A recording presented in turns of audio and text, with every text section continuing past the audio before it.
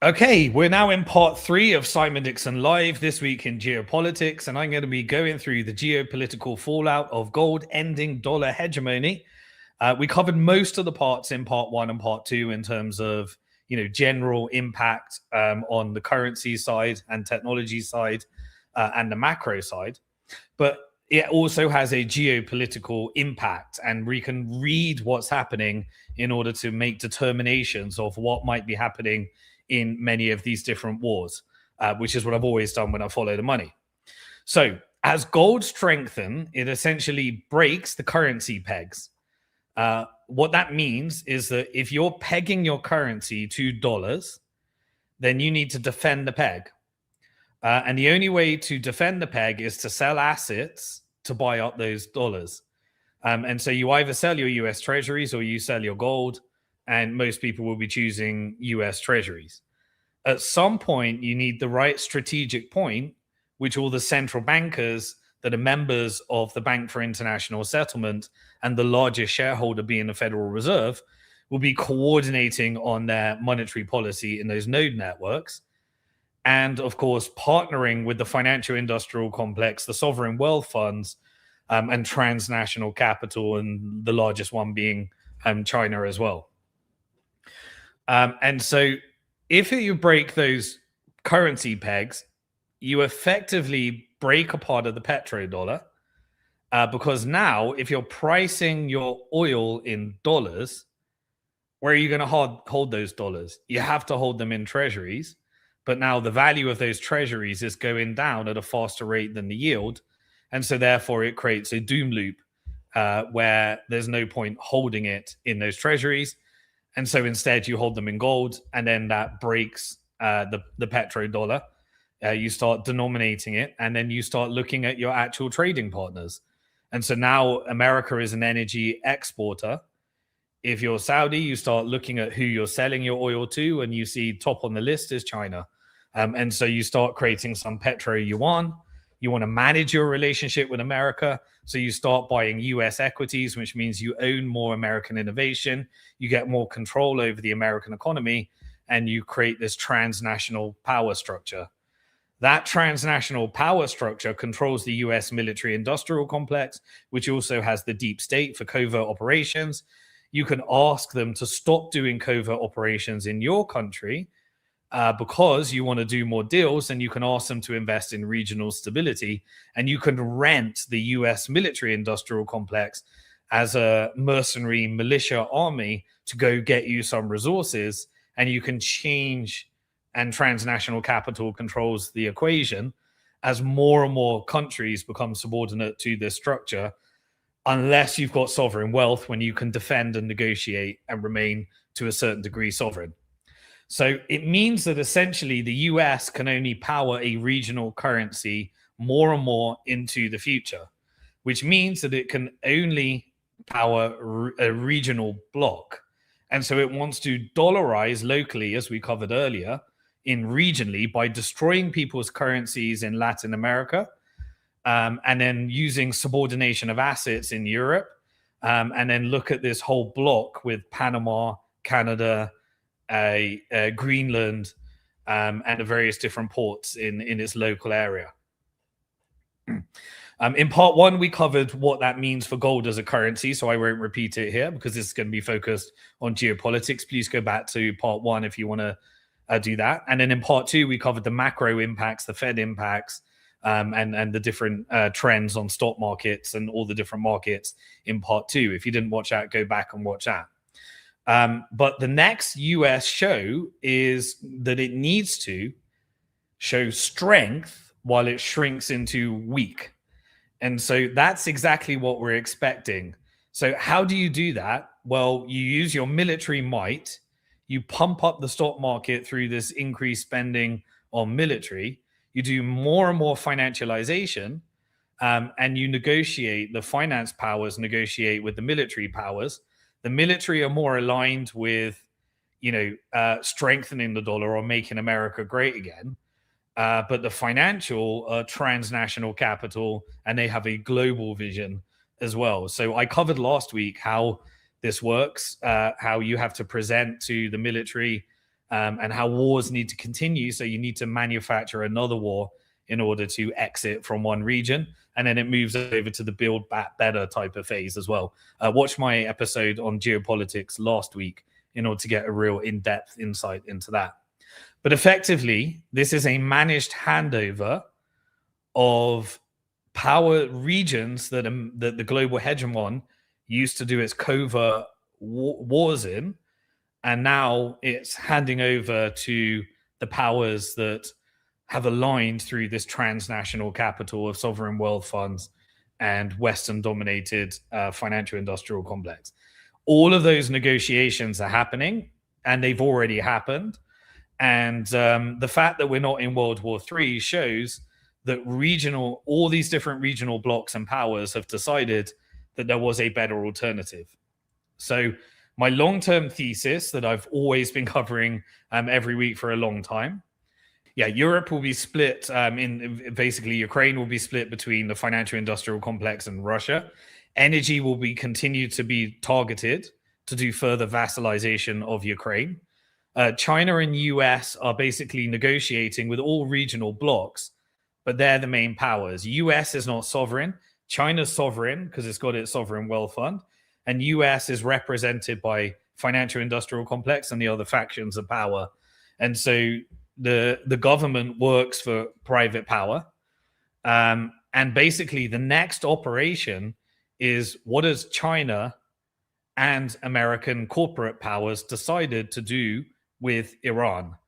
And that's what I think we're getting next. And so that's built up, and I'll just give a quick recap of everything. I covered in depth last week and the last couple of weeks, covert operations, more of the evidence, the declassified CIA documents from previous operations. But for now, I'm not going to go through any of that.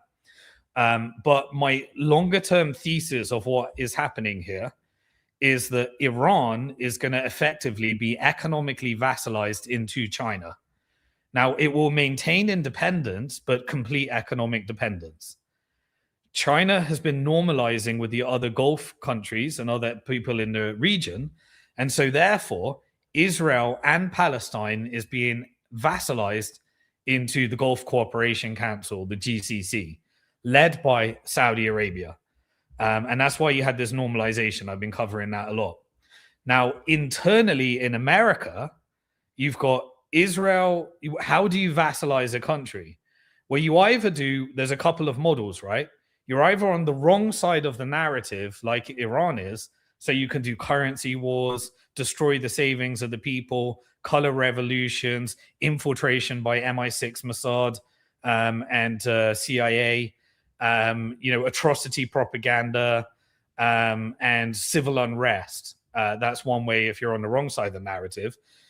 But if you're a so-called quote-unquote ally, you do the old strategy that's been done in Europe, that's been done in America, and is being done in Israel, is you load the country up with debt, you pump the stock market, and therefore you do distressed asset acquisitions with transnational capital, and you get more and more control, and then you get to privatize more and more resources, like the classic neoliberal privatization, austerity programs. Everything goes into the stock market for the wealthy, and then the people just get more and more divide and conquered and civil unrest, inflationary, consumer price inflation as the economy gets used to assets. That's what's happening in Israel. Now, on the American side, they had to go through a de-radicalization of Zionist ideology because it was an operation. Israel was an operation to make profits for the military. And so you've got these evangelical Christians that have been radicalized into wanting war and believing that America can just destroy Iran and continue down that path of destabilization, put Israel first, and they're still radicalized into that ideology. That's the military industrial complex side. And so you've got this power faction where Israel is being exposed in terms of Zionism, and then military aligned members are still trying to create censorship campaigns, hold on to, using their power to change laws, do anti-Semitism types of things, because anti-Semitism benefits Israel because it creates the population growth. And it builds out the IDF, and then the IDF is the testing ground for all these illegal weapons, and they use Palestine as a laboratory to do surveillance state, genocide as a service, occupation as a service, and all these different operations in North Africa. The old model when the dollar ruled and America was the global hegemon. Now, at the same time, within Iran, you have the IRGC hardliners. These are the people that are still in the narrative of their taking on the establishment. And so there was always, strategic tension through Operation Gladio between Iran, Israel, and America. And America would use covert operations to make the region always be in war. But with Israel and Iran, it never got to the point of escalation. And so whenever there was an escalation, you got like the 12-day war, where what was the end result?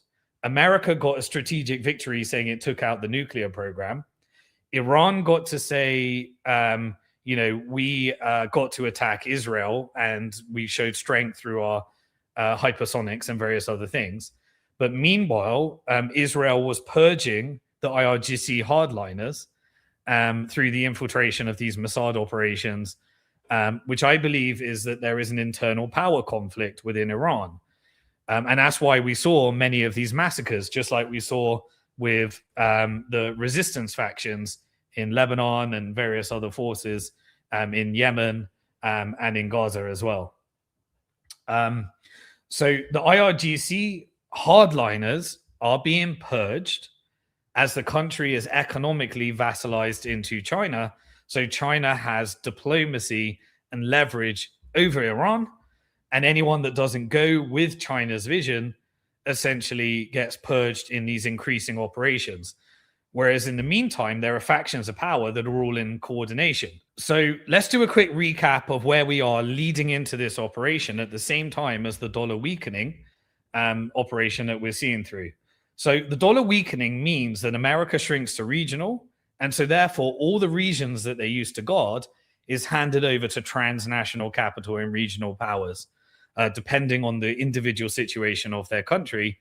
And effectively, you get the covert operations disappearing. The militias, the ISIS, the Al-Qaedas that served Western interests, the Muslim Brotherhoods that served Western interests, and then the resistance against that, the Hezbollahs, the Hamases, the Houthis, and the SDFs, the HTSs. So one by one, all of these regions get stopped funding by larger powers and integrated or eliminated. And that's what we're witnessing right now. So let's do a quick recap of what we said leading to this weekend. And by the way, there may have been escalation as we speak during this live, or it may happen this weekend, or we may be waiting longer, depending. We don't know what's going to happen next. I'm only forecasting what I think the outcome is, and where how the theatrical element of how we get there. So we essentially had, leading up to this moment, and again, please don't take this as advocacy for any one group. I hope you understand that I'm following the money and analyzing. Doesn't mean I want any of these things to happen. Doesn't mean I'm supporting one group. Doesn't mean I'm shilling or any of those things. I'm just following the money and analyzing what I think will happen without all the emotions and advocacy and spin and all that type of stuff. So whether I want any of these things to happen is irrelevant. My voice doesn't matter. Do you think am I arrogant enough to think that anything I do makes a difference? This is transnational capital and global powers, as if our advocacy makes any difference. That's just a useful idiot tool for power to try and push narrative to make people think that something else is happening here, as crimes against humanity are being committed for geopolitical reasons and resource extraction. So anyway, what was the operation leading up to this moment? So you had ongoing economic sanctions in Iran. What's the point of that? Sanctions are designed to destroy the economy so that the people uprise and want to take over their leader. So you put all the people through severe economic distress. You make it where they have to choose between eating and heating. You have depletion of infrastructure and resources. You have civil unrest, and then you manufacture media.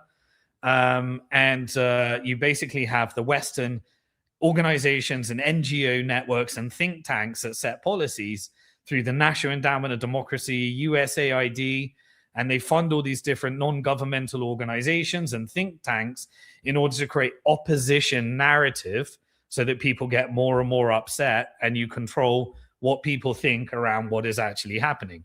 So you create a self-fulfilling prophecy because you create an environment where everyone hates their government. Through sanctions, it draws things into corruption. Through corruption, you then have to work with mafia networks, and then you end up working with deep state, and it becomes a self-fulfilling prophecy.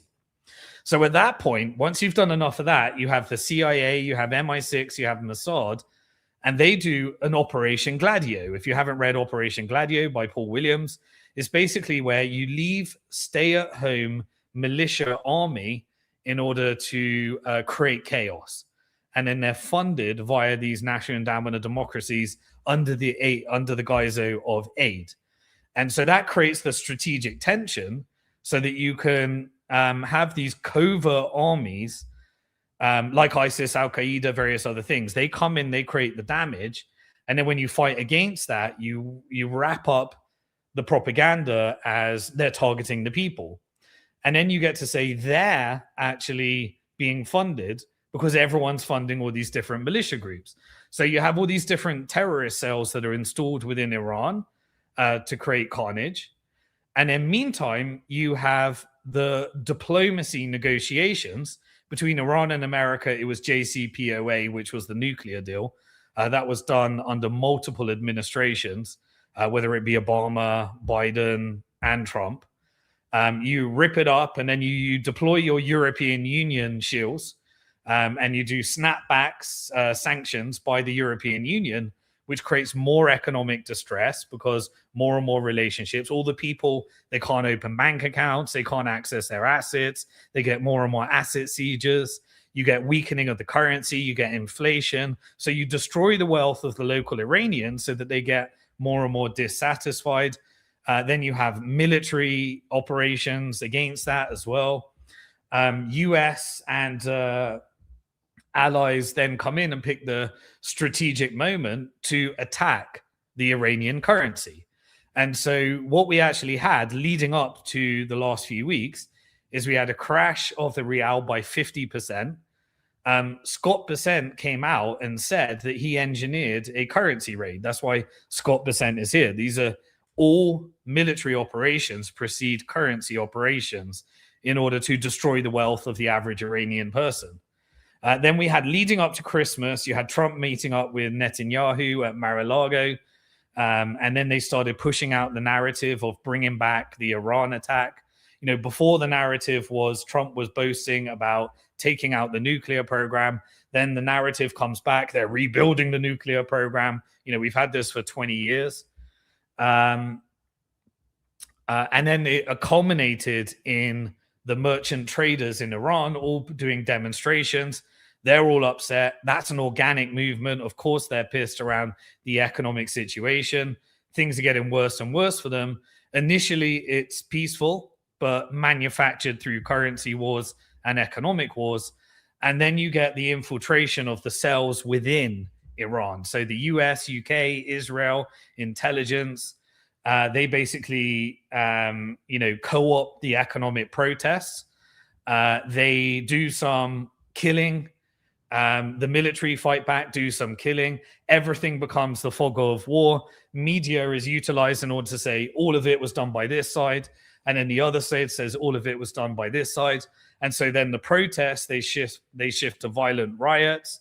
They destabilize Iran's society. More and more people get focus on survival and trying to exit. You enter into a state of panic. And then you have the mainstream media that is paid in order to deploy US and Israeli propaganda, as well as local networks like Press TV doing Iranian propaganda. Then they start funding social media influencers. You get all these Iranian women that are so young they didn't even live in Iran before the revolution, when they would know what it was like under the Shah. Because they're Western integrated, they've bought into this is Islamist terrorists. And so, they're Western integrated. So they hate IRGC. They hear the stories of the bad things. And then you get this whole thing of they think it's something to do with the religion. The whole narrative goes, and you get the influencers. They pick all these women that are aesthetically pleasing with Botox and makeup and speak in Western, English, Canadian, and foreign accents and American accents. They then push that out through the algorithms across X and social media. Then the Western diaspora, they start getting really upset. And Iran then cuts off the internet. The people that believe Iran is evil and the IRGC is evil, they say it's because they want to cut off the internet so no one can share their message, so they can start massacring people. Elon comes along as a savior after pushing out everything in the X algorithms, and they say, right, we're giving everyone Starlink. So then you get a color revolution where the people say that they can connect to the internet now, and they try and engineer a regime change. All this time, regime change only happens when the revolutionaries are co-opted by the military, and a coup happens when the military side with the revolutionaries. If the military is not going to side and IRGC is not going to side, then all you're doing is you're ramping up people to take on the military. And of course, they're going to get shot. Like, if you go to a country controlled by military and start uprising against that, of course, that's going to happen. And so people think that they're helping when really they're creating a problem, because the only time it actually happens is when it's coordinated with all world leaders. So Iran likely, at the same time, while this is all happening, you've got the different factions of power within Iran. The reformers that are online with China and transnational capital, they're probably doing covert operations to internally purge hardliners, and they're probably working with Mossad. And so US and Israel are basically, they were forced to cut it off because the result wasn't being achieved, because the coup didn't happen, because the military didn't change. And so they come along and say that they cut it off, and they don't do the strikes with Iran. And so you get the new narrative being formed. What is the new narrative? Well, Saudi Arabia came out and said, with all the different Arab allies, that they were urging Trump that they should not do any strikes on Iran. And so now you get strength through allegiances, and you get this gradual, different transition to show that there's a level of coordination that's happening. Now, this was very obscure, and I could interpret it 50-50, but there was a narrative pushed out in the press, and this wasn't Iranian propaganda, this was Western media, that Netanyahu asked Trump not to go against Iran. So we can either buy that or not, but that doesn't fit the narrative, right? So now you got the GCC working with Netanyahu in order to tell Trump, or that narrative is being pushed out there, not to attack or strike Iran. Now, immediately you get the new narrative. You got the allegiances formed. Qatar came out, Oman came out, Egypt came out, and they all said that they pushed Trump towards not striking Iran. And so then immediately, of course, all this death narrative comes out. People start making up numbers when you can't possibly know.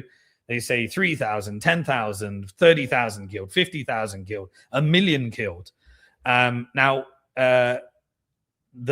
what's his name? Lindsey Graham, that works for the military industrial complex and pretends to be a politician.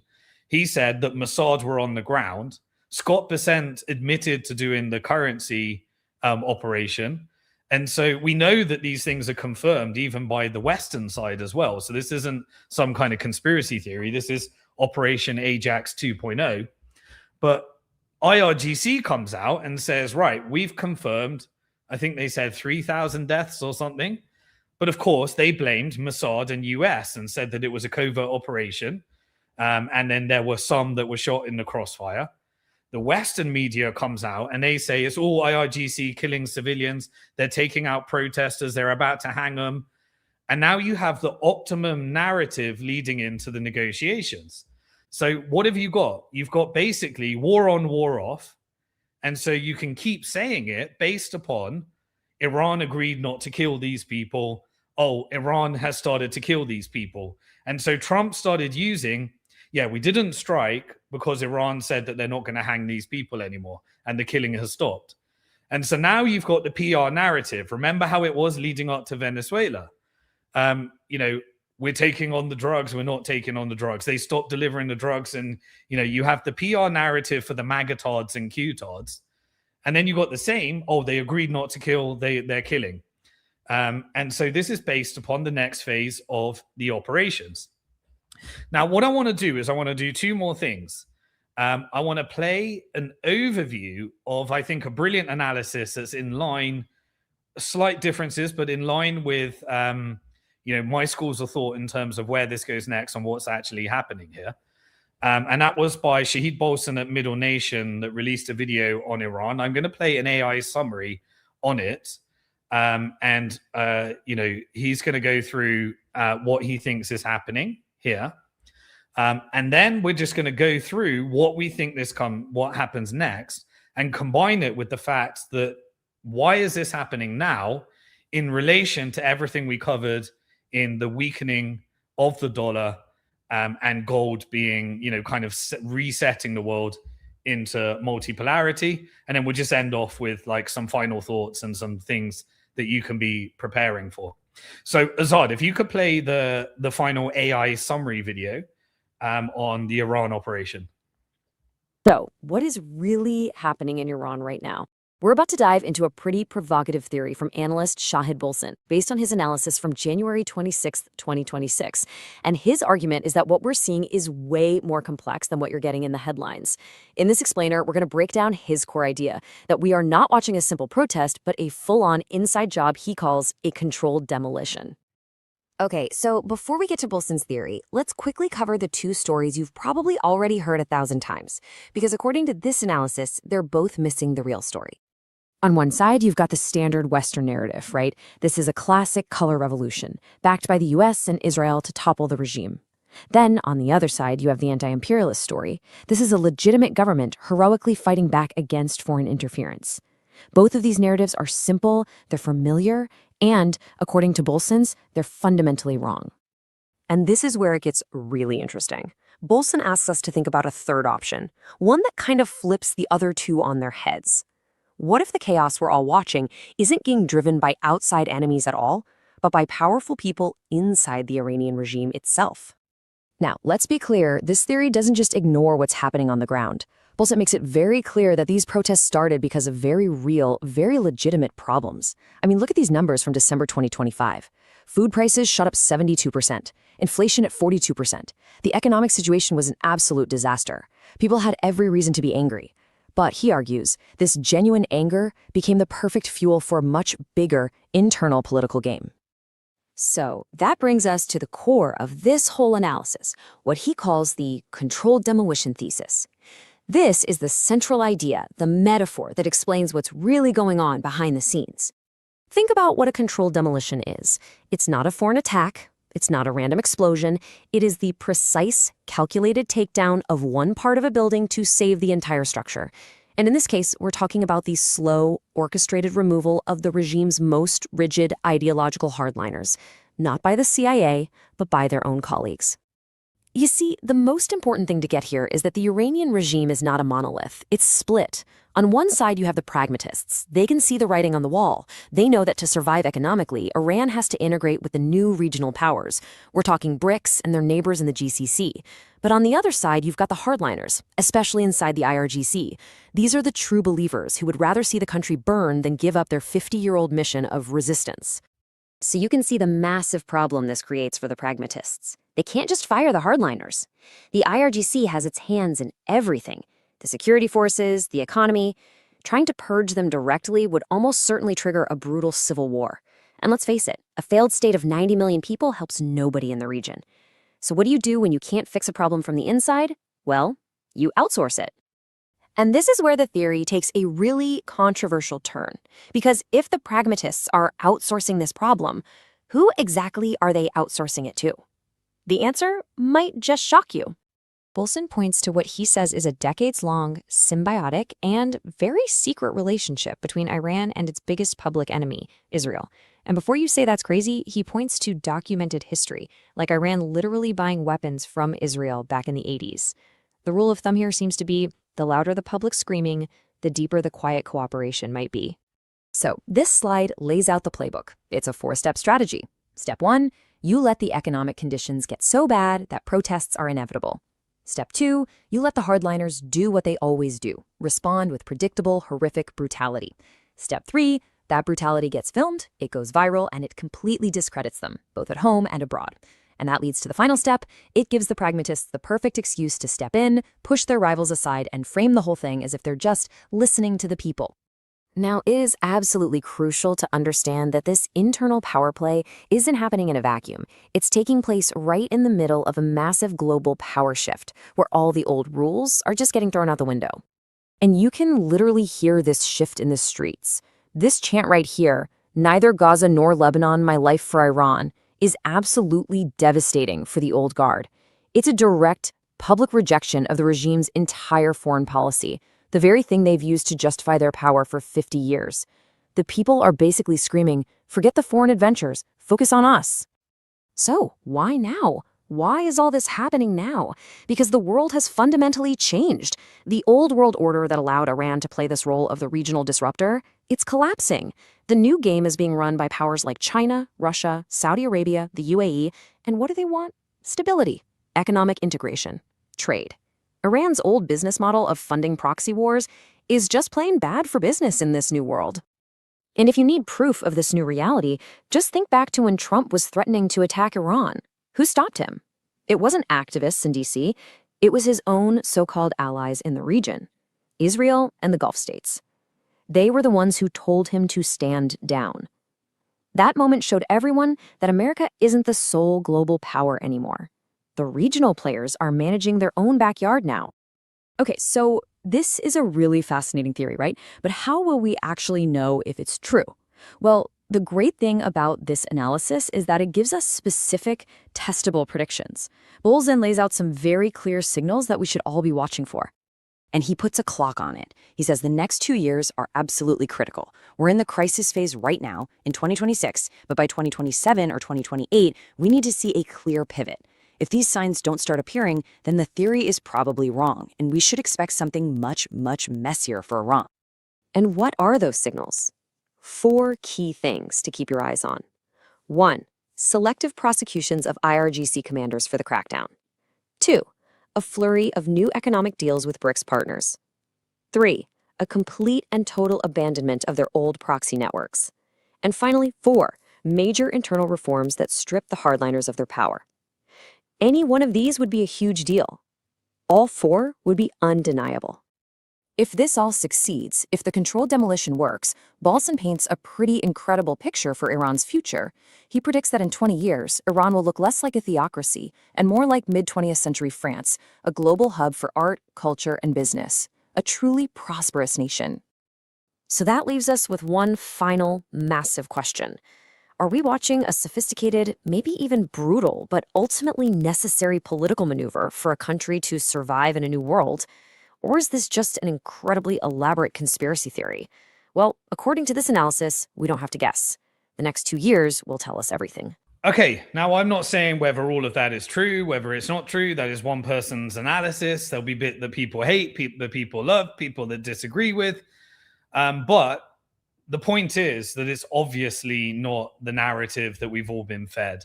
You know, you got the cartoon image of evil, and then you've got the cartoon image of pure resistance with no self-interest against imperials. Clearly, there's a middle narrative. And the reality is that America, through covert operations, infiltrated every part of the Middle East. And every single country uses proxies. Why are we saying that Iran's the only one that uses proxies? America and Russia invented the model. The British Empire invented the model. There are proxies used by Russia, by Qatar, by Israel, ISIS Al-Qaeda, by Saudi, by Turkey, And yet we just focus on as if it's just this one country, Iran, that does it. And so you got to get the nuance, and sometimes it can get too complicated for people to follow. But what did we actually see this week? Let's see what things we actually saw. Is there global transnational compliance and cooperation? And is there factions of power within Iran? And were the hardliners actually always serving a Western agenda by creating strategic tension that served the needs of the military-industrial complex? Well, what did we see this week? So immediately, over the last couple of weeks, we saw a new reality for Iraq out of the blue. So suddenly we saw that Iraq's refineries are able to refine for Iran, independent of the West and independent of Iran. And so we're being told that Chevron is able to go into Syria and Shell will be exiting, so European interest and certain American interest. We're also seeing that Iran is allowing Iraq to integrate with the GCC rails in order to build out their oil infrastructure. That points towards Iran, based upon China negotiating with US financial interest, making concessions. What else do we see? We saw the European Union sanctioned IRGC after, and said classified IRGC as a terrorist group. We also saw Scott Percent basically confirm that they did a currency war. So why are we getting this more transparency over covert operations and European Union applying the pressure at this time as well? We saw that the FIC, the financial industrial complex, aligning with BRICS, GCC, and Norway, are all aligned through their sovereign wealth funds. And we can see that MIC is essentially the military industrial complex, has always been aligned with the Greater Israel project, but it seems to have made a shift. We also saw internally within America, they've got to deal with their evangelical Christian Zionist propaganda. We saw that US TikTok plunged because there was videos released around how they're engaging in censorship. So the background is that they carved off a part of TikTok because it was, effectively aligned with China, a China application. Many Americans were using it. They said the Americans that are going to be using it, they sold it off at about $14 billion. It went to, Gulf sovereign wealth funds and hardliner, Zionist entrepreneurs, billionaire tycoons, and wrapped up into some public companies. But it was all done through a private off-balance sheet transaction where about 75% went to those would historically be aligned with Zionism and Israel. And then immediately, as soon as the US came out, the app was launched, there were videos showing how everything's being censored and that you can use Zionism as a word positively, but you can't use it negatively. Immediately, that created a purge of US users that fled towards an Australian app. What's the app called? Upsignal or something like that. Put in the comment section below if I've got that wrong. But yeah, sorry. I'm not shilling the app because any app that is centralized will be taken over by Western intelligence anyway.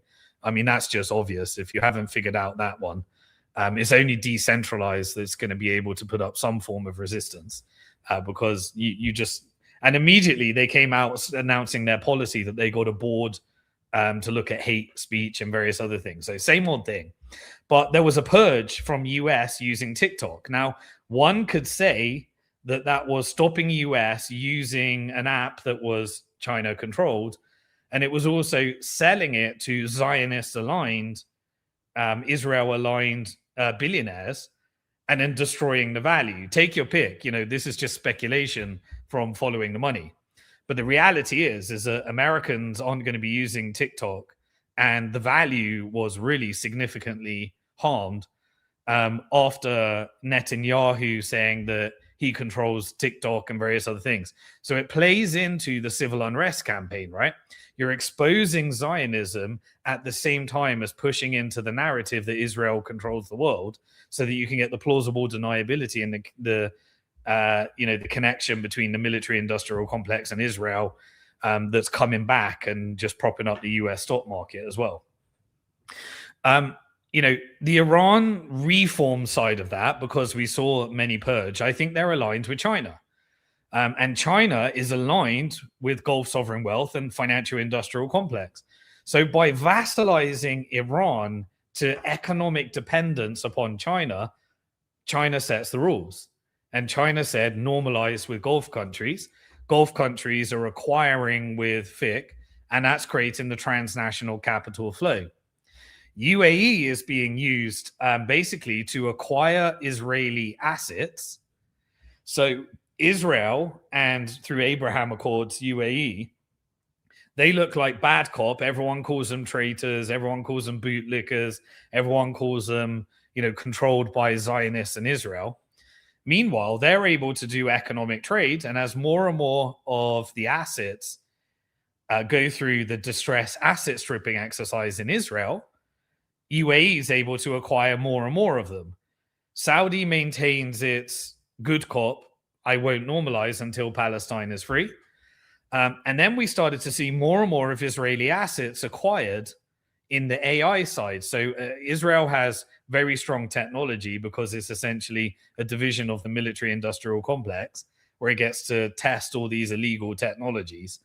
But Apple came along and they announced that they're acquiring 2 major Israeli AI startups. So American corporations are buying more and more of those startups, and American stocks are being sold more and more to sovereign wealth funds.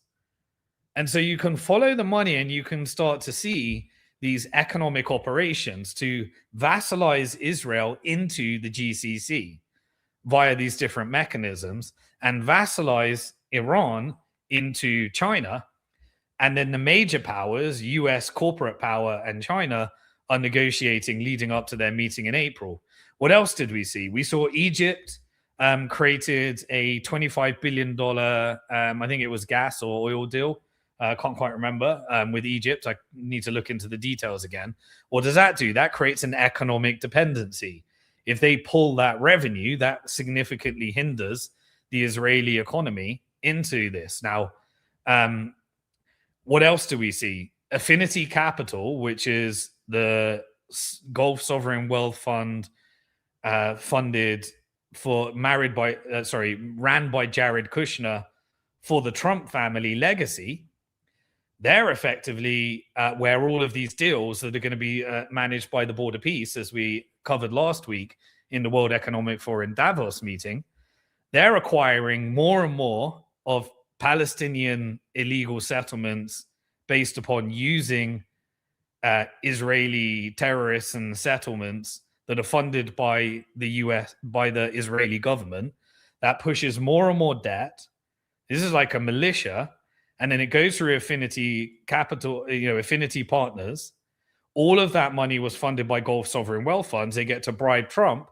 Trump ushers in the Board of Peace through corruption and aligns with his faction of power, the financial industrial complex, BlackRock, and various other forces. Trump gets to profit by ushering in this change. Basically, the GCC ends up controlling more and more of Israel and Palestine, integrates it into this thing. Again, this is not me advocating, saying what I want to happen. I think the whole thing's sick. But you can see that this is a decolonization strategy based upon the fact that we're now in a multipolar world, and now a rising power, China, and gold is being used to weaken the dollar. It's changing global macro allegiances in this multipolar world. And what is the perfect way to usher in the change? Well, it's the Board of Peace. And I covered that last week on the World Economic Forum. Go back to that if you want to go deep into that.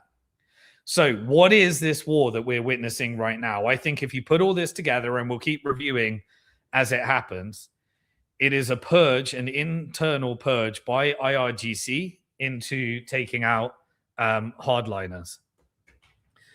The US is going to end up, there may be a few operations. I don't know how many operations it's going to be, but I think it's going to end similar to the 12-day war. What happened during the 12-day war is a quick recap, and then we'll be finishing off.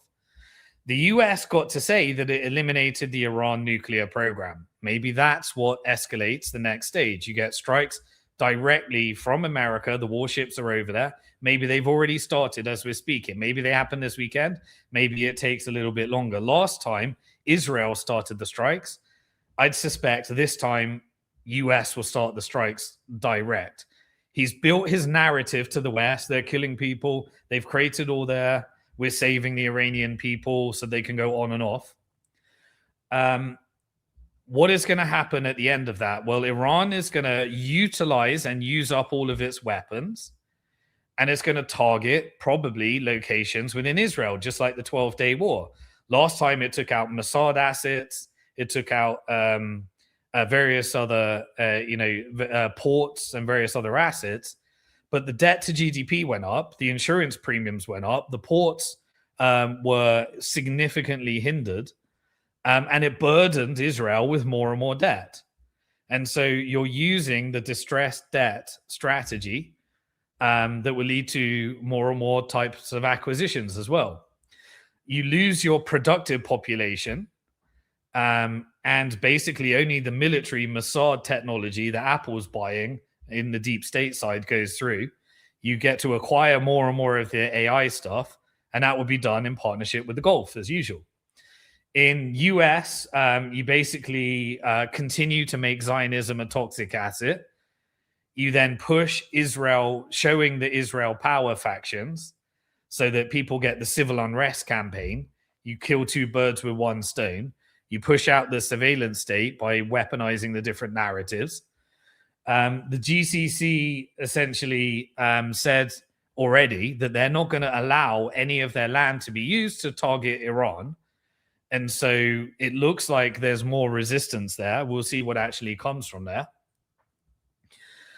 Two warships are already in the Middle East right now. You'd probably need a third one if this was going to be an actual, like, genuine Iraqi war that leads to ground invasion, all those stuff and stuff. This is not a forever war setup. You know, this is a managed transition with optics in order to achieve that. The IRGC are saying that they'll fight back hard. That creates what's needed in order for the internal operations and the internal purge to continue. Death atrocity propaganda creates the perfect soft landing. So you can say that they stopped, or you can say we took out this person to stop them. That's the moral narrative that's needed in the West. Meanwhile, the IRGC hardliners get taken out. China engages in the economic diplomacy, and the factions of power in America are negotiating with the regional powers. America looks strong as they weaken, really, to a regional power. And this is how you change a multi-decade operation, I think.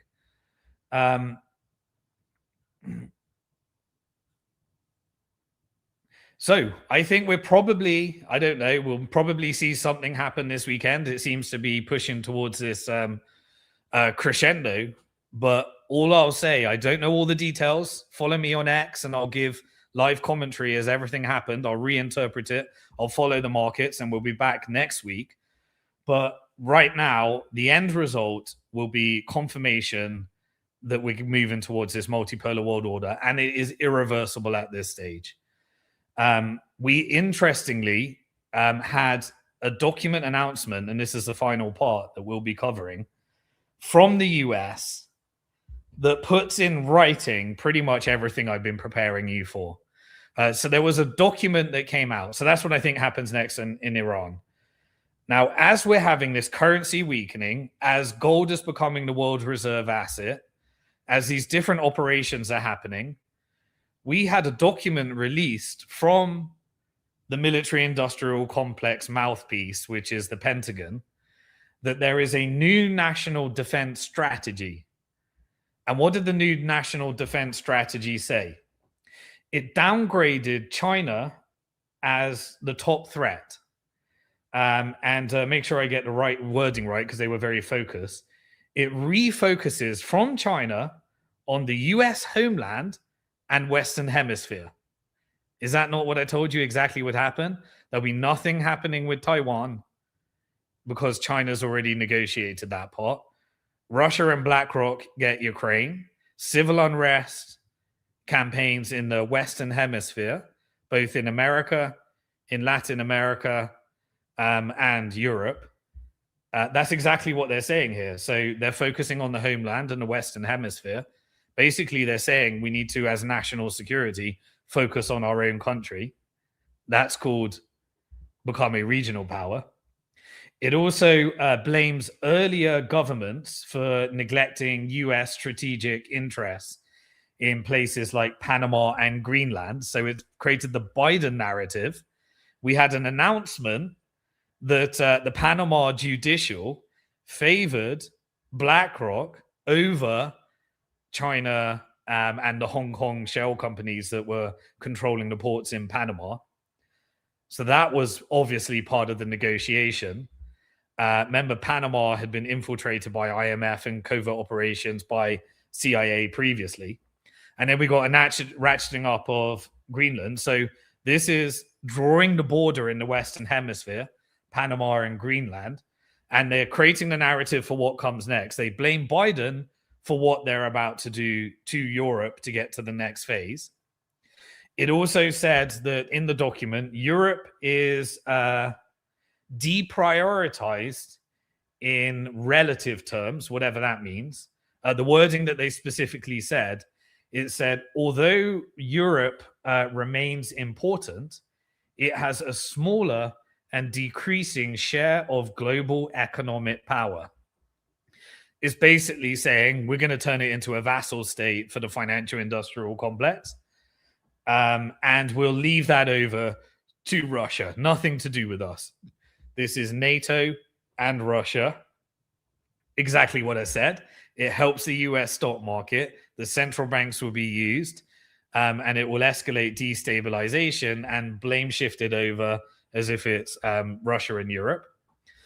It also said China is still a concern.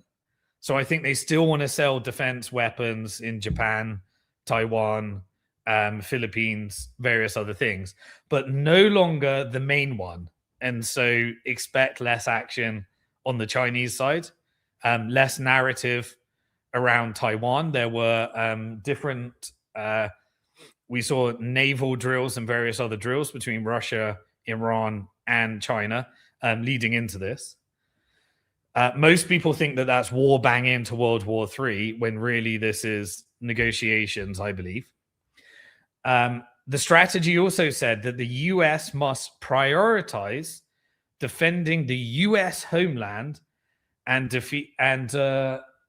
deferring China.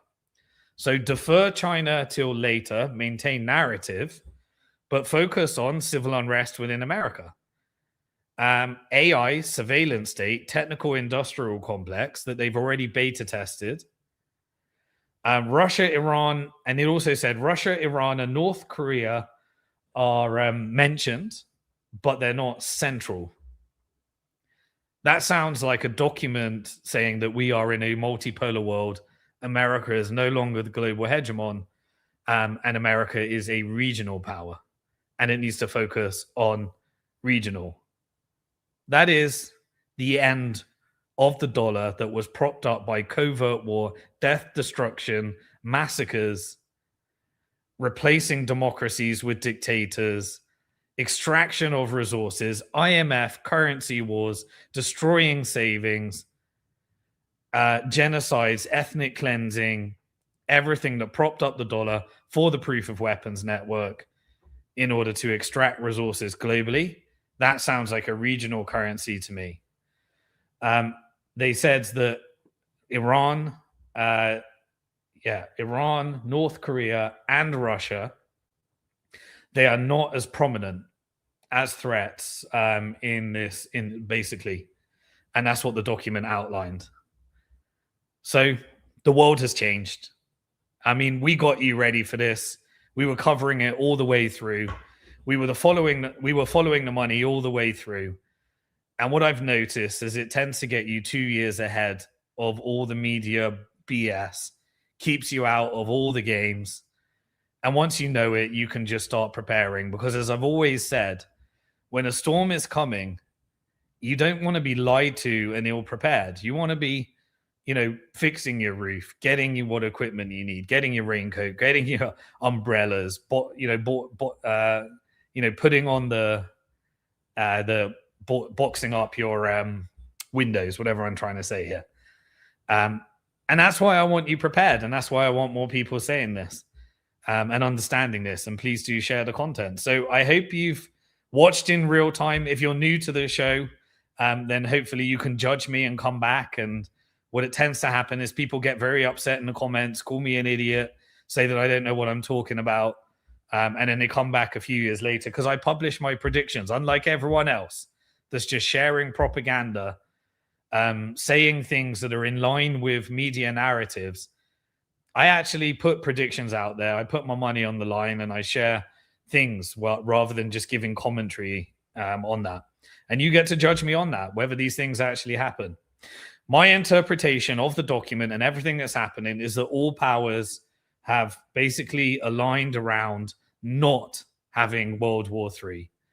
And they knew it was mutual destruction. And so transnational capital is putting together, based upon power dynamics, a multipolar world, and US doesn't have a choice. The real marker of the change that will look back in history, I think, is that Palestine being liberated, although it won't be what we want. I think it will be GCC controlled. They'll all get jobs to build. It will be a technical, industrial, complex surveillance state. But there was always a thing that they said in the different protests. In their millions and in their billions, we are all Palestinians. Now, while I think what the real learning from that is that what is built in Palestine is what they're going to build everywhere. That's what the technical industrial complex wants. And the only way to free yourself is to become sovereign, have a sovereign business, and potentially help your country become sovereign as well, because the sovereign wealth funds are able to negotiate and everyone else is being vassalized. And you need to decide where you're going to live, what you're going to do with yourself, how you're going to look after yourself, what you're going to do with your family, what you're going to do with your loved ones. But we are already, this is not speculation, we are already in the post-World War II Bretton Woods order, and it's gold that's told us that. The dollar will continue to gradually be weakened. If something changes in there over a long-term trend, then we can start analyzing. But as long as that happened, America, there's only one outcome for that. America becomes a regional power, because you can't have a weakening currency and a world reserve currency. That's not possible. Triffin's dilemma tells us go back to the macro section as well. You have to export debt, which increases the value of your currency as well. So you're being lied to. You got to see through it, because they can't tell you, but they're gradually starting to tell you, and the media will spin the narrative in line with what we prepared for you as well. And you're seeing more and more talk about dollar weakening. You're seeing more and more about multipolar world, all topics. If you go back on my blog, we document everything. Go back to my YouTube channel and you can see preparations for all of these things. More foreign countries will be selling US treasuries. More of them will be buying gold. And whatever correction we get, this trend, we'll keep following it. We'll follow the money. But all the the dollar and stock market and bond market indicators were covered in part 2, and we'll keep covering those as well. Gold is officially today the largest world reserve asset. It is no longer treasuries. It is no longer the dollar. It is still the best currency relative to other currencies in terms of transaction volume. But the multipolar world order is building out all the alternative rails to de-weaponize SWIFT and various other things. The only countries that have leverage are the ones that have sovereign wealth funds. They're vassalized to a degree into the financial industrial complex. And gold is basically becoming a unit of account if the dollar continues to weaken and the value of gold continues to go up. That is the big next change. People will start thinking of things in terms of gold. And eventually, the operation that we're witnessing to centralize as many Bitcoin as possible, as long as in your country you can hold Bitcoin in self-custody, Bitcoin will solve the self-custody problem. And everything you saw with the paper gold and paper silver will happen to Bitcoin as well. So you get to buy into weakness as well as hedging into these high prices. But make sure you got your strategy right for the next 10 years, because you need sovereign self-custody wealth at the same time as recognizing these major changes. And we'll go through them all together. So always remember, you are alive at one of the most interesting, crazy, bad, and exciting times in financial history. Some are going to get wrecked. Others are going to do really well. I think we're going to see 200 years of change in the next 5 years. I'll keep providing the content because I want you to do well. And please do leave a comment. Let me know what you think, what you disagree with, what you agree with. Follow me on X, where I give live commentary. If any war breaks out, I'll be up there on Spaces. Subscribe to this channel. We now have over 133,000 subscribers. The goal was to get to 121,000 subscribers. We beat through that. More and more of this content in the whole trying to allow us to speak. The algorithms seem to be removing away from shadow banning and censorship as we build our social credit scores. We also had different YouTube channels. One YouTube channel had 3 million subscribers and did a whole video on my proof of weapons network concept that got 2.2 million views just from describing that content. This is what happens when the algorithms, are changing and adjusting slightly. On Peter McCormack's channel, we got the 5th most popular video of all time, an 8-year YouTube channel.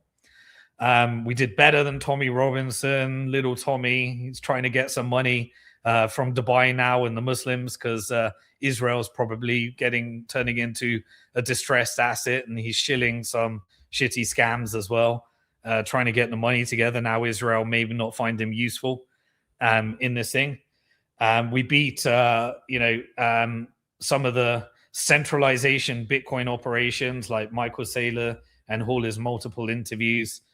And so it's great to see. Look, I'm here to just give content.